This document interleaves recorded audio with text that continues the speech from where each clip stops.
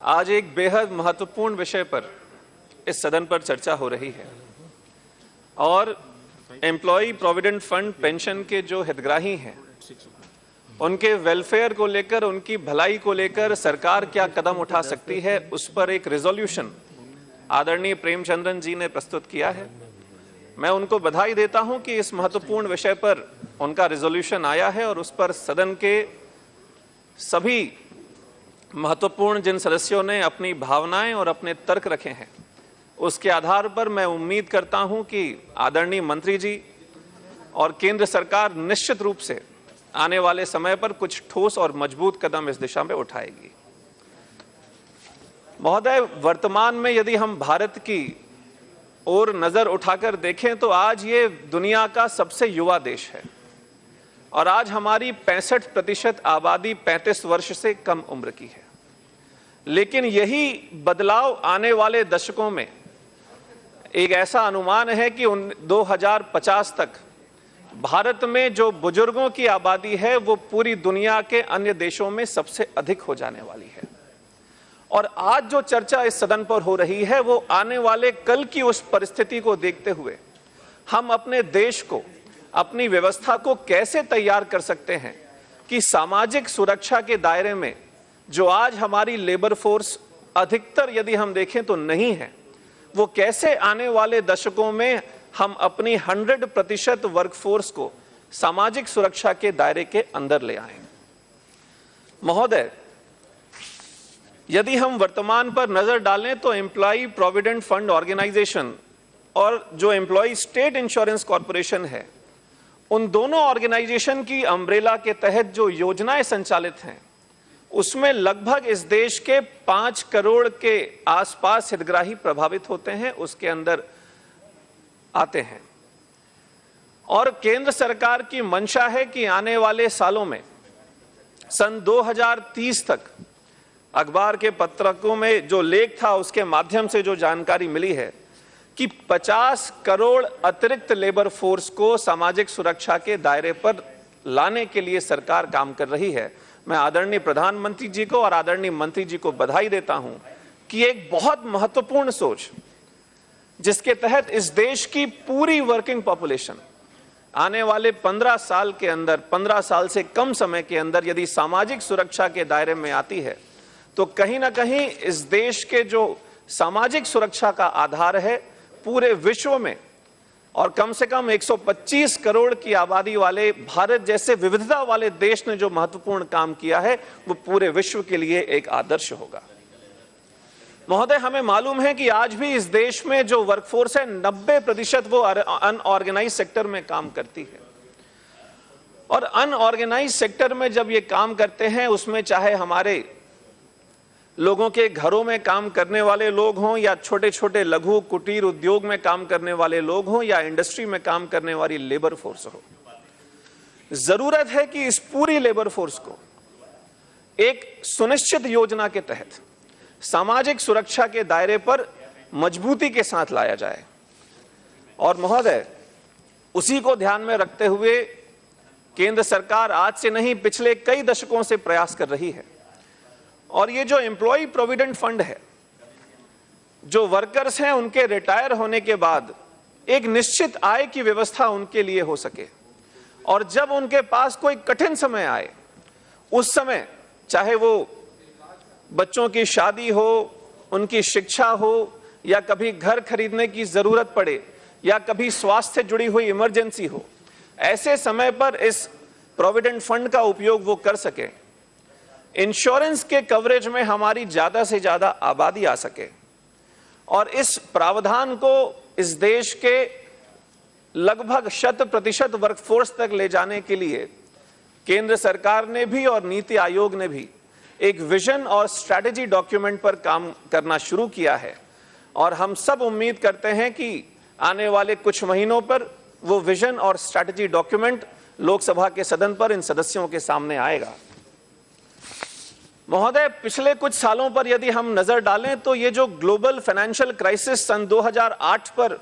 इस दुनिया की अर्थव्यवस्था के ऊपर पड़ी, उस मंदी से इस दुनिया की जितनी अर्थव्यवस्थाएं हैं, मजबूत अर्थव्यवस्था है, विकसित देश है, कहीं ना कहीं उन देशों ने अपनी आर्थिक नीतियों पर बदलाव किया। चाइना के ग्रोथ की गति कम हुई। यूरोपियन यूनियन में भी ब्रिटेन के एग्जिट होने के बाद एक अनिश्चितता बनी और इसका जो प्रभाव पड़ा इन देशों के ऊपर, जो सामाजिक सुरक्षा के कार्यक्रम चल रहे थे उसके ऊपर दबाव पड़ा। और इनमें से कई देश ऐसे हैं जिन्होंने अपनी सामाजिक सुरक्षा के कार्यक्रमों में कटौती की। लेकिन वहीं अपवाद के रूप में भारत, जिसने लगातार पिछले 2 सालों में आदरणीय प्रधानमंत्री जी और एनडीए की सरकार के आने के बाद न सिर्फ अपने देश में एक बेहतर काम किया है, बल्कि अंतर्राष्ट्रीय जगत में भी अपनी एक विशेष पहचान बनाई है। महोदय, एक अंतर्राष्ट्रीय संस्था है Melbourne Mercer global pension index 2016 में उन्होंने एक सर्वे किया और उसके आधार पर यह पाया कि दुनिया के अन्य देशों की तुलना में भारत ने अपने पेंशन के कार्यक्रम में सबसे बेहतर सुधार किया है। मैं चाहता हूं कि पूरा सदन इस विषय के लिए माननीय मंत्री जी को और माननीय प्रधानमंत्री जी को बहुत बहुत बधाई और शुभकामनाएं देता है। महोदय, और कहीं ना कहीं केंद्र सरकार की नीतियां, लगातार हो रहे सुधार और टैक्स पर इंसेंटिव, चाहे वो इन पेंशन योजनाओं पर पैसा जमा करने के समय हो या पैसा निकालने के समय हो, इन नीतियों ने लगातार भारत के परफॉर्मेंस पर सुधार लाया है। महोदय, एक बहुत बड़ा फैसला माननीय प्रधानमंत्री जी ने किया जब उन्होंने इस बात को मंत्रालय के माध्यम से सुनिश्चित कराया कि इस देश में न्यूनतम पेंशन, ये जो फैसला आया 1 सितंबर 2014 को आया और प्रति माह न्यूनतम पेंशन की जो राशि थी वो 1000 रुपए दी गई। ये इस पूरे देश के लिए और खास करके इस सेक्टर के लिए एक ऐतिहासिक फैसला था। महोदय, यही नहीं, केंद्र सरकार ने कई महत्वपूर्ण फैसले किए और मैं चाहता हूं कि आज जब ये चर्चा हो रही है तो उसका उल्लेख करने का समय मुझे इस चर्चा के दौरान मिले। महोदय, पहले एम्प्लॉय प्रोविडेंट फंड में पात्रता के लिए प्रति माह 6500 यदि उसकी सैलरी है और उससे कम है तभी वो पात्र होता था।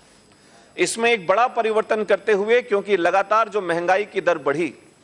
उसकी आवश्यकता महसूस करते हुए केंद्र सरकार ने इस राशि को, पात्रता की राशि को 6500 से बढ़ाकर 15000 रुपया प्रति माह किया है। उसके लिए भी माननीय प्रधानमंत्री जी को और माननीय मंत्री जी को मैं बधाई देता हूं। और सरकार विचार कर रही है इस राशि को और बढ़ाने पर, और मैं उम्मीद करता हूं और आज इस कार्यक्रम के माध्यम से, इस चर्चा के माध्यम से मांग भी करता हूं कि भविष्य में ईपीएफ की पात्रता के लिए जो प्रतिमाह राशि है, सैलरी है, उसको 15000 से बढ़ाकर 25000 रुपया किया जाए, ताकि अधिक से अधिक लोग सामाजिक सुरक्षा के इस दायरे में शामिल हो सकें। महोदय, पिछले साल माननीय मंत्री जी ने स्वयं इनिशिएटिव लेकर अप्रैल और मई के माह में हमारे पूरे देश में कंस्ट्रक्शन के सेक्टर में जितने भी लेबर हैं उन सबको इस योजना से जोड़ने के लिए 2 माह का लगातार प्रयास किया था। मैं उनको बधाई देता हूं, क्योंकि मुझे मालूम है चाहे वो छत्तीसगढ़ राज्य हो जहां से मैं आता हूं या इस देश के अन्य राज्यों में काफी सफलता के साथ उसका क्रियान्वयन हुआ है। महोदय, कई इंडस्ट्रीज को जो पहले इस योजना में शामिल नहीं थी उनको शामिल करने का प्रयास हमारी सरकार ने किया है।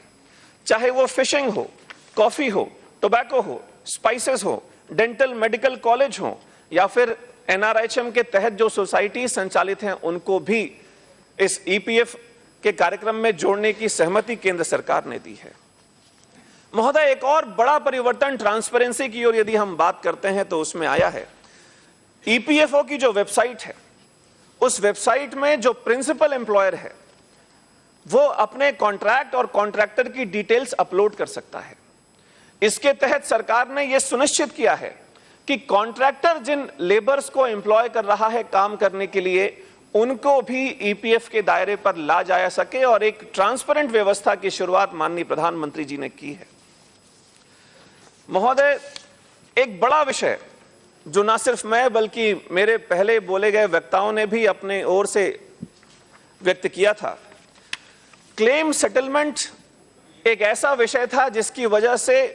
हम सब जो सार्वजनिक क्षेत्र में काम करते हैं, सांसद के रूप में काम करते हैं, हमारा सबका अनुभव है कि महीनों सालों लग जाते थे अपना क्लेम पाने के लिए और लगातार मजदूर और वर्कर भटकते रहते थे। इस प्रक्रिया को बेहद सरल बनाने का प्रयास माननीय प्रधानमंत्री जी ने और मंत्री जी ने किया है, जिसके तहत क्लेम के जो फॉर्म थे, जो फॉर्म नंबर 19 होता था, 10C होता था और 31 होता था, जिसको भरना ही अपने आप में एक चुनौती होती थी, उसको बदलकर उसको आधार से जोड़ दिया गया है। और अपने ही सेटलमेंट के लिए फॉर्म को सर्टिफाई करने के लिए वो मजदूर, वो श्रमिक, वो कर्मकार पहले भटकते रहते थे। पहली बार इस केंद्र सरकार ने एक परिवर्तन किया है, जिसके तहत अब वो कर्मकार उस फॉर्म को सेल्फ सर्टिफाई कर सकता है। महोदय, ये एक छोटा सा परिवर्तन जरूर दिखता है, लेकिन इसके मूल में यदि हम ध्यान दें तो इस सरकार की प्राथमिकता है कि यह सरकार अपने देश के नागरिकों पर भरोसा करना जानती है, और उस भरोसे को आधार बनाकर माननीय प्रधानमंत्री जी ने, माननीय मंत्री जी ने यह प्रयास उठाया है। मैं इस देश के उन करोड़ों कर्मकारों के माध्यम से माननीय प्रधानमंत्री जी को बधाई देता हूं। एक महत्वपूर्ण परिवर्तन जो भरोसा दिखाता है इस केंद्र सरकार का हमारे देश के श्रमिकों की ईमानदारी के ऊपर। महोदय, समय सीमा, क्लेम सेटलमेंट की समय सीमा जिसको सालों लग जाते थे, उस समय सीमा को 20 दिन की समय सीमा की अधिकतम तिथि निर्धारित की गई है। और कई बार यह देखने में आया, हम सबके अनुभव में यह देखने को आया है कि एम्प्लॉयर के पीछे पीछे वो कर्मकार भटकता रहता था। उस फॉर्म को सत्यापित करने के लिए, अटेस्ट करने के लिए उसके चक्कर काटता रहता था, और इस माध्यम से उसका शोषण भी होता था। अब किसी कर्मचारी को एम्प्लॉयर से अटेस्ट कराने की, उसको सत्यापित कराने की आवश्यकता से मुक्ति मिल गई है। निश्चित रूप से ये जो बेसिक बदलाव है, कहीं ना कहीं इस देश के नागरिकों के ऊपर और इस देश के उस वर्ग के ऊपर जिसको बेहतर बनाना इस केंद्र सरकार की प्राथमिकता है, इस सरकार का विश्वास और मजबूत कमिटमेंट दिखाता है। महोदय, प्रधानमंत्री जी की कल्पना है कि सन 2022 तक 125 करोड़ वाली आबादी के इस देश में हर परिवार के पास अपना खुद का एक पक्का मकान होगा, और उसी भाव को बढ़ाते हुए 90% तक की राशि जो ईपीएफ की है उसको विड्रॉ करने की अनुमति माननीय प्रधानमंत्री जी और माननीय मंत्री जी ने दी है, चाहे वो घर खरीदने के लिए हो या फिर अपने घर के ईएमआई के लोन पेमेंट के लिए हो। एक और परिवर्तन, सामाजिक सुरक्षा को यदि मैं बात करूं तो इंश्योरेंस में पहले अधिकतम इंश्योरेंस की जो सीमा थी, जो एक किसी कर्मचारी को या किसी एम्प्लॉय को मिलती थी, वो 3,60,000 रुपया थी। केंद्र सरकार के बनने के बाद एक बड़ा परिवर्तन इसमें हुआ है, और वर्तमान में जो राशि, उसमें 6 लाख तक की राशि अधिकतम इंश्योरेंस में की गई है। एक बड़ा परिवर्तन है। माननीय महोदय, मैं चाहता हूं कि आप थोड़ा समय और दें, क्योंकि जिस राज्य से मैं आता हूं उस राज्य में भी राज्य सरकार ने अपने श्रमिकों के, अपने मजदूरों के उत्थान के लिए कई अच्छे कार्य किए हैं, और समाज के हर वर्ग को ध्यान में रखते हुए, उनके जीवन की बारीकियों को ध्यान में रखते हुए कि किस समय समाज का वो अंतिम व्यक्ति है, उस अंतिम व्यक्ति के समय चाहे कठिनाई आए, चाहे सामाजिक दायित्व आए, कैसे सरकार उनका सहयोगी बन सकती है, इस भाव के साथ काम किया है। चाहे वो असंगठित क्षेत्र में काम करने वाले हमारे श्रमिक हों, मजदूर हों, या भवन संनिर्माण क्षेत्र में काम करने वाले हमारे मजदूर हों, राज्य सरकार ने छत्तीसगढ़ में एक कर्मकार मंडल बनाकर, यदि हमारी महिला मजदूर है, श्रमिक है, जिसको अपने घर से काफी दूर तक यात्रा करनी पड़ती है जाने के लिए, तो उसकी सहूलियत के लिए, चाहे वो महिला हो या पुरुष हो, लगभग 3,000 की राशि सीधे उसके खाते पर जाएगी, जिसके माध्यम से वो साइकिल खरीद सकती है। उसके जीवन में एक सार्थक बदलाव लाने का कार्य किया है। यदि कोई महिला स्वयं अपने घर पर या किसी ऑर्गेनाइज्ड तरीके से 25 महिलाओं या 50 महिलाओं के ग्रुप में सिलाई का काम करती है,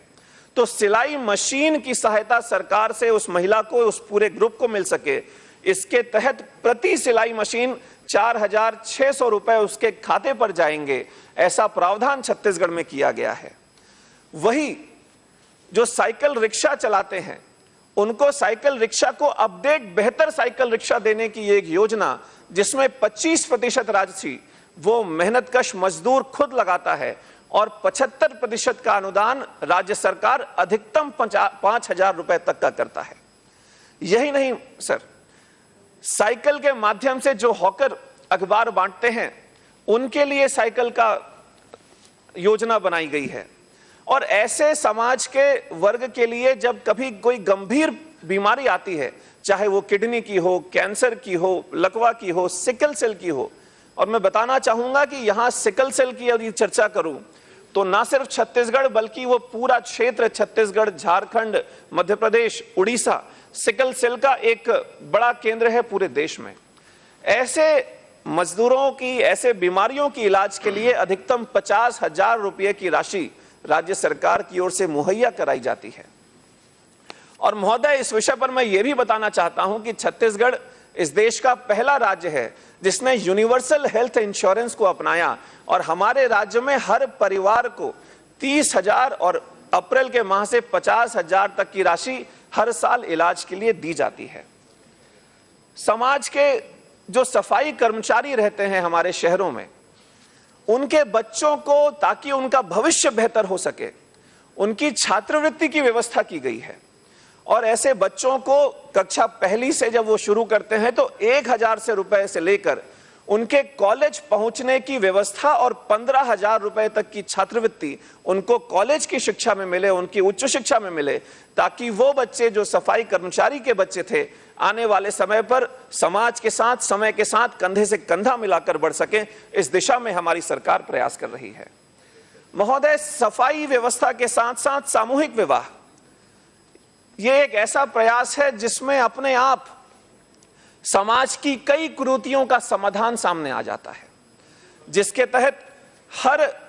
सामूहिक विवाह में शामिल होने वाले परिवार को उस बच्ची की शादी के लिए 15,000 रुपए तक की व्यवस्था सरकार के माध्यम से होती है।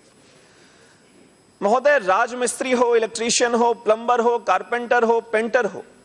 ये ऐसे श्रमिक हैं जो अपने पुरुषार्थ के बल पर ना सिर्फ अपने परिवार का ध्यान रखते हैं बल्कि शनय शनय, धीरे धीरे आगे बढ़कर समाज के बीच में खुद को स्थापित करते हैं। ऐसे लोगों की व्यवस्था के लिए राज्य सरकार ने उनके लिए जो उपयोगी औजार हैं उनको भी देने की व्यवस्था की गई है।